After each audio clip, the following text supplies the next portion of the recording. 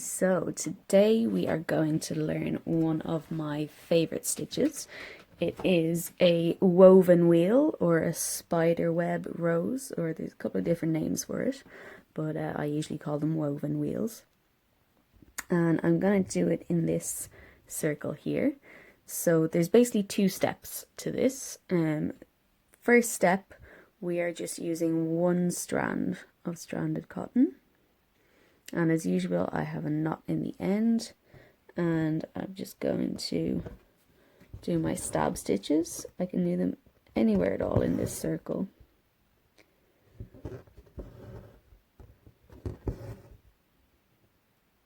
I'm going to do a third one just to be sure.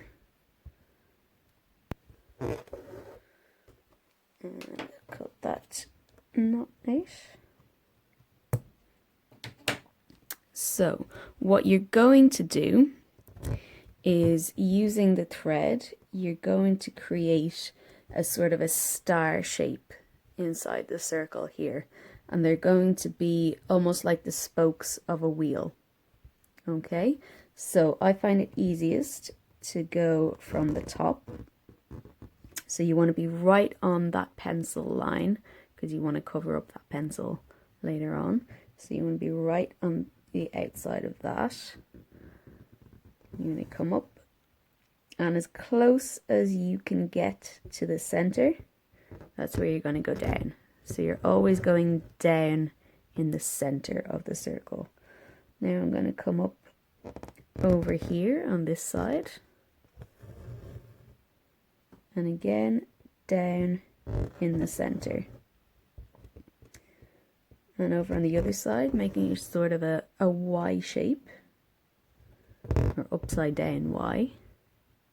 Okay, and in the center.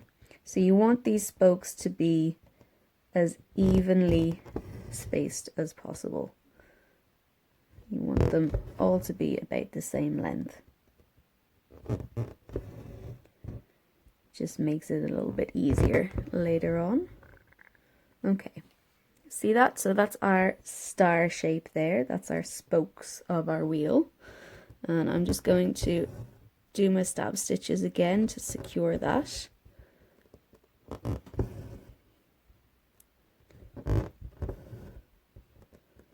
And I can cut that off now. Okay, so that is step one of our woven wheel. Now, step two. You're going to use 6 strands of thread. Okay, so I'm using a chenille needle for that. So it's a little bit bigger to fit all those 6 strands in. And you're going to use a much longer piece than usual. Okay, so this is about 1 meter long that I have here.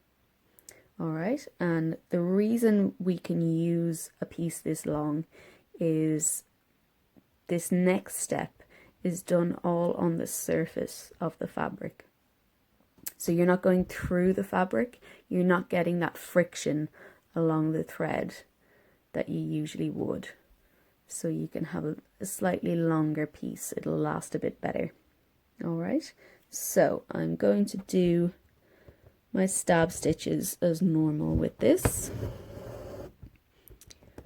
So remember, we're going to cover this entire circle. So you can do your stab stitches anywhere in there.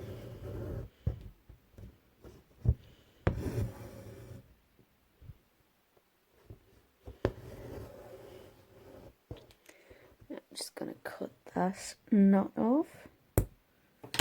Okay, so what you're going to do is come up very close to the center. Okay, so you can see I'm in this sort of triangle over here, but I'm as close to the center as I can get it. And then what you're going to do is just weave in and out of the spokes. So if you've ever done any weaving, you'll be fine with this. But basically, the thread is going to go over one spoke and under the next. and again over and then under.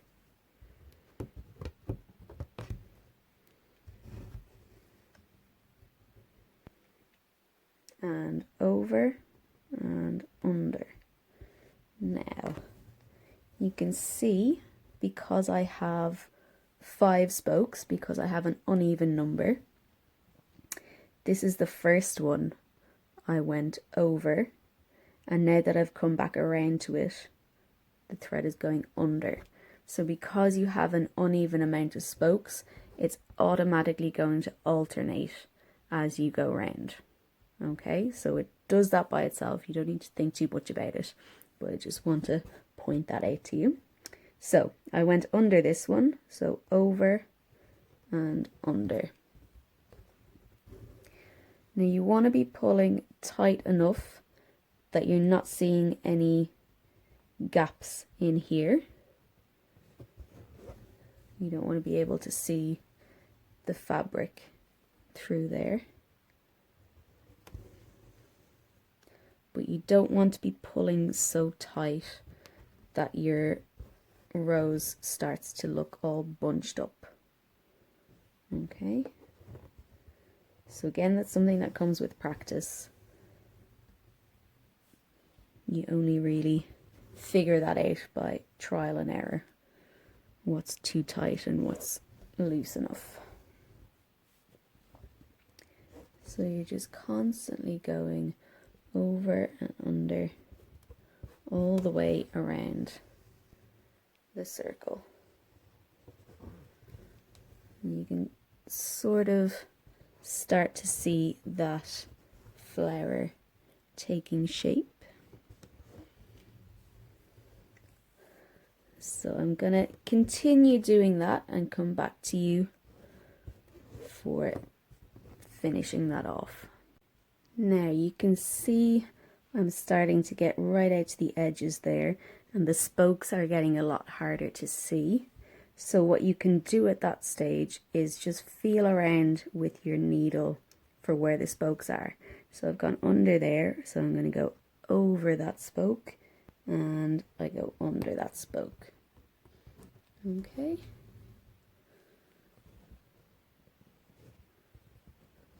And under there. Now once you have all of your spokes covered and you have all of the pencil line covered, you're pretty much done. So what you can do to finish that off, you might just want to spread it out a little bit with your needle.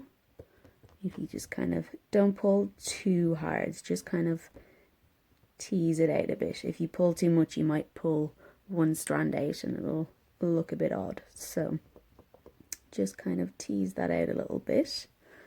And when you're ready, the next point where you should be going under, so I've gone under that spoke, I'm going over that one and under here.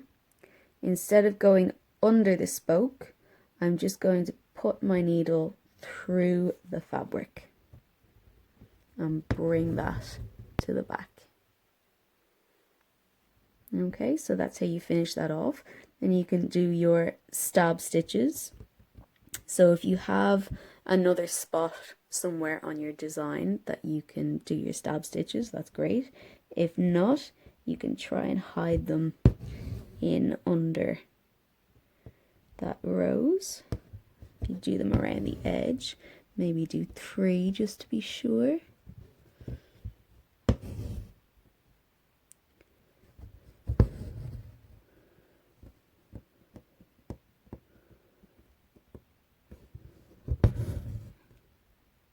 Just in there.